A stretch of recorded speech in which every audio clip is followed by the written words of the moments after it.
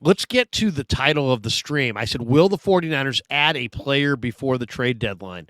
A couple years ago, they added Emmanuel Sanders. Last year, they brought in Christian McCaffrey. It seems like John Lynch is really good at the timing of some of these additions. And I was going through the list of Bleacher Report does this every week. You know, who are the guys that are on the block around the league? And they've got the trade block billboard or big board every week.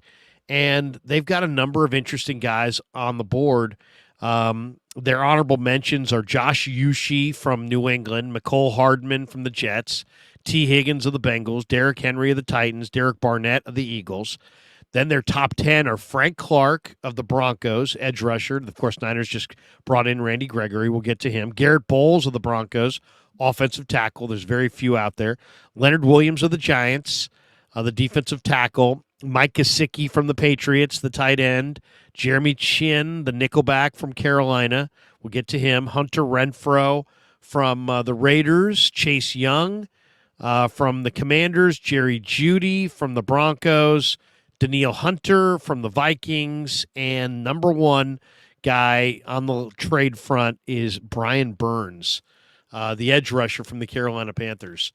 So what do you think, Dave? I mean, if you were a wagering man, you know John Lynch well. We both have interviewed him many, many times. If you were a wagering man, do you think John Lynch makes a trade before the deadline? Do you think it's a big trade, a small trade? And then we could get into like what you think they could really add. I mean, this is one of the NFL's best teams for sure. There's not a ton of needs.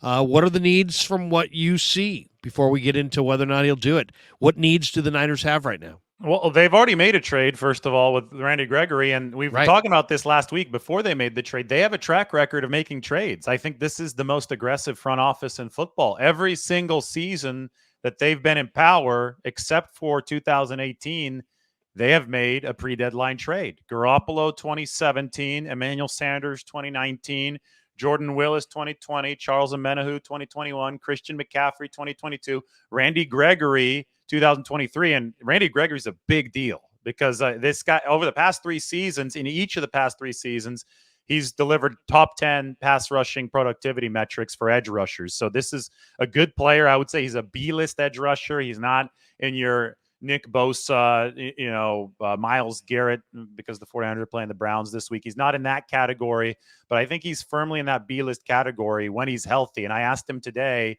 are you healthy? And, is that knee, fully healed? And he's definitely 100%. Because I was wondering why the production dropped off with Denver over the first 4 games this season. And it sounds like he just wasn't getting along with a new coaching staff. Sean Payton came in and they didn't have him in their long-term plans. So if Randy Gregory plays the way that he did over the past 3 seasons, then, boy, the 49ers have a hell of an addition up front. And that's yet another trade that they made before the deadline that will have paid off. So will they make another one? Well, given how aggressive the 49ers have been over the entire Lynch-Shanahan tenure, given the fact they can absorb anybody's contract this year because they have $40 million of cap space, it's very possible that they make another one. Now, what I really wonder, Larry, is how much is John Lynch's reputation around the league helping the 49ers make these trades? Because they got Randy Gregory at no downside. There literally is not a downside to Randy Gregory.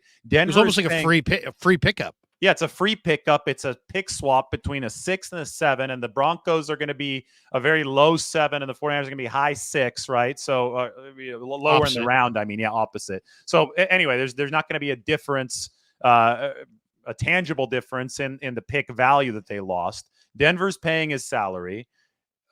Why didn't anybody else cut in line the way that the 49ers did? And I think that probably other teams did try to cut in line the way that the 49ers did. And by cut in line, I mean Denver was going to release him and the 49ers swooped in for a trade. We saw the 49ers do the same exact thing with Zane Gonzalez, the kicker in Carolina earlier this offseason, right? They were going to release Zane Gonzalez. 49ers swoop in with a late round pick swap, and that was just a conditional pick swap, so there's literally no cost unless Zane would have made the 53-man roster, and they're able to grab him and his contract before he was released, before that contract expired. So I think in both instances, we have an example of John Lynch having at least a workable relationship with the GM on the other side to make sure that that deal went to the 49ers. And we know that Lynch has a relationship with Scott Fitterer over in Carolina because that's who they did the Christian McCaffrey trade with. So that's where the Zane Gonzalez trade went through. I think that they have a good relationship with Denver. I think that there probably still are some people in the front office who remember Adam Peters there. I know that they've changed from Elway. They've moved on to George Payton. But I think that the 49ers in Denver, that seems to be a very steady pipeline of trades. The Dakota Watson trade a few years ago, obviously 49ers free agents have signed with the Broncos. I just think that John Lynch is a likable guy that has very good connections around the league, and his stature in league circles is really, really valuable come trade deadline time. I think that's one of the reasons why the 49ers have been successful finding these bargains on the trade market, is because their GM has not burned bridges anywhere around the whole league. And that obviously is tremendously important. So your list right there, somebody like Jeremy Chinn. And I think that you talked about him earlier today, right? That's your guy that you want the 49ers to get. That's somebody to keep an eye out for, because that's Scott Fitterer. That's Carolina. That's a GM with whom we already know that John Lynch has a very good trading relationship. And I think that's really, really important in these transactions. You know, it's really interesting, too. I was looking at last year's NFL draft as you were talking there. The last pick of the 6th round last year was pick 217. Okay, so that essentially is what, let's just say, you know, it's going to be a little different because of the compensatory picks and how it all shakes out. But let's just say the 49ers, if they win the Super Bowl, let's say wind up with the 217th pick and, you know, at the last pick of the 6th round. Denver right now is one of the 2 or 3 worst teams in football. They may have traded literally back from 217 to like 220 and got Randy Gregory and got the Broncos to pay the salary. Yeah. So, I mean, it's an unbelievable – I don't think people even realize what kind of a steal we're talking about. Could you imagine on draft day if you had the last pick of the 6th round, you're just like, you know what? We moved back 2 spots and we got Randy Gregory from Denver. You'd be like, oh, great, and they're paying amazing. They're paying him $14 million and you're paying him $840,000. Right, so, right. It's a phenomenal deal. I look at it this way. What do the Niners need? Okay, I think, you know, they're good at quarterback, obviously. I think after watching J.P. Mason, Dave, there's no doubt they're good at running back. They've got great depth there. They're really deep at wide receiver, so deep that guys like Willie Snead and Tay Martin and Ronnie Bell, these guys don't even get on the field and they all can play. Tight end, even though, I mean, like Zach Ertz is out there, and there's talk that maybe Ertz could be available. I would be interested in Ertz, but it's not like a pressing need. They have a need maybe at offensive tackle, but I don't really think they'll be able to trade for anybody that's better than Colton McKivitz. So odds are you're not going to be able to upgrade there. Maybe you can find a depth piece if you wanted. Maybe another defensive end. I guess you could argue, hey, you can never have enough, kind of like baseball, you can never have enough starting pitching. You can never have enough edge rushers in the NFL. But the guy that makes a lot of sense to me is Jeremy Chinn. And I did a video about this earlier today. Jeremy Chinn is the nickelback for Carolina. He plays safety, nickelback. He can play linebacker in a pinch. He's 6'3". He's 220 pounds. He played at Southern Illinois.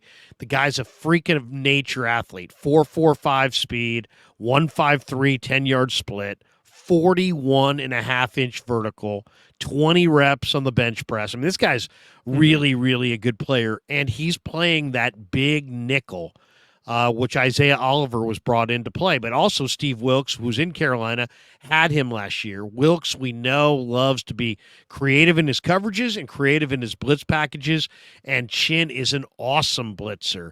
I mean, this guy can really blitz the quarterback in different spots on the field. And I'm not sure what it would take to get him.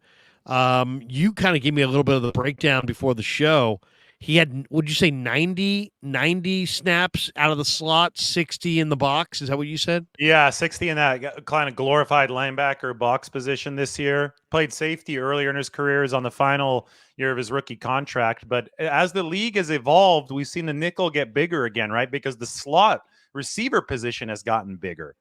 which is really interesting. Jawan Jennings is a great example. He plays the slot for the 49ers, and he's a big body. He's 6'3".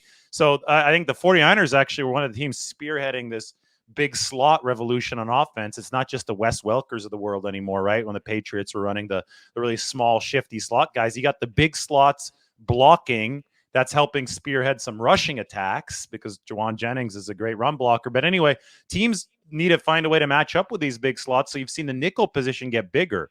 And I think that Steve Wilks, obviously, he had Jeremy Chinn in Carolina, but he also played against Isaiah Oliver. And I think Wilks was a big part of Oliver coming to the 49ers. They wanted a bigger nickel. They went from the 5'9" Shutterbugs to Isaiah Oliver is probably 6'1". But Jeremy Chinn, I mean, this is a whole new level of size. It's 6'3", 220. Now, the issue with Isaiah Oliver is that the change of direction at that bigger size isn't what you'd want from against somebody covering one of those shiftier slot receivers. So then you run into the opposite problem. You're trying to cover the bigger guys, but they come in with a smaller guy and you can't keep up with him. And that's why the 49ers are running so much, rotations on the back end. That's why Deommodore Lenoir is coming from outside to inside whenever it's a shiftier guy.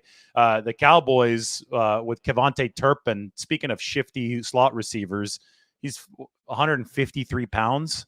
You see that? Right. Yeah. What was he? 5'10", smallest guy in the league. Smallest guy in the league. He got hurt on the play that he scored. I'm not surprised because he's 153 pounds. But what they did is they kind of hid him behind the line of scrimmage, behind the scrum there of guys. And that allowed him to get off the line, release off the line without any contact, without any press coverage. Because if Isaiah Oliver is able to get his hands on Turpin in the line of scrimmage, Turpin's going to fall over at 150 pounds. But he didn't, got behind Oliver and scored. So the Cowboys basically saw the 49ers' strength, and then they played the opposite card. They played with the really small guy, and they were able to beat it. But, I mean, again, these 150-pounders aren't going to last long in the NFL. Turpin only lasted that one play in the game against the 49ers. So the point is you want to be as adaptable as possible as a defense to be able to take on these different body types. And Jeremy Chinn has been a very, very adaptable player for the Carolina Panthers, playing the safety, playing that slot position, and playing a glorified linebacker position. I don't know if you'd be able to help them, though, in case they do go up against some more shutterbugs this season, like Kevontae Turpin, because you're just getting bigger instead of Isaiah Oliver. So in that case, you still move Deommodore Lenoir inside. And it's not like the 49ers had trouble against the Dallas Cowboys. They gave up that one touchdown. So Jeremy Chinn, I would like that pickup, but then it just becomes a matter of price and relationship. Right. And we know that John Lynch has that relationship with Scott Fitterer. Yeah. I mean, what I love about Chinn is he's got man cover skills, and he's probably, this guy's got ball skills. He's got athleticism. I think he's a big nickel, and he's showing right now in Carolina that he can be a big nickel or a coverage linebacker. I just really think that ultimately, now if you got to start to kind of hone your view. The Niners are going to be a playoff team. They're a Super Bowl favorite at this point. Who's going to stand between you and the Super Bowl? The Chiefs, the Eagles. And what do the Chiefs and Eagles have? Really good tight ends. Dallas Goedert, Travis Kelce. A guy like Chinn could really do a great job against the tight end. You could use him in the sub package. You could use him as a linebacker. You could use him as a safety. You could use him as a nickel. I think, and the other advantage is that the Eagles are badly looking for an impact nickel because they lost Chauncey Gardner-Johnson. You get Chinn, you prevent him from going to Philadelphia. That could sway the whole power structure in the NFC. This guy's got the footwork and athleticism of a big corner. That was a big deal with Gregory. I talked to a few players in the 49ers locker room on Friday, right after they traded to him. And I hadn't even really thought of that yet because the trade was still so fresh. But the first reaction from these guys, and these weren't interviews that I was like taping or anything. It was just casual conversation. And the first reaction was, yeah, it's a good thing that Dallas or Philadelphia didn't get him. I'm happy that he's here instead of there. So go back to Christian McCaffrey last year. The Rams were gunning for Christian McCaffrey, and the 49ers trade package was just one pick better than the Rams. They went up to a higher price, and a lot of the motivation was to keep him away from a rival. So I think that's a great point that you made. I just think there's also, let's take the three spots on defense. There's the spot that I'm talking about, the nickel. Then there's the corner. Well, the Niners do have Samuel Womack coming back. They have Darrell Luter coming back. So they do have a couple young, talented players. I really like Womack a lot, and I loved what I saw from Luter in the minicamp. I think they may be able to get by with those guys. Also, I'm a little skeptical whether or not Patrick Surtain is ever really going to become available. I have a hard time seeing anybody really trading a blue chip lockdown corner. And then at defensive end, I mean, you got Gregory for nothing. Jordan Willis is on the street. I'd be totally content with adding Jordan Willis to the practice squad and adding another body that way. So if it really came down to, hey, you know what? You can make one significant move. Chin's the guy I want. It keeps him from Philly. He matches up with Kelsey. You get a player that's still on his rookie deal. It doesn't blow up your cap. You still can roll over $35 million to next year, sign Ayuk. You can go sign this guy and have him be a foundation piece like McCaffrey is, but on your defense going forward.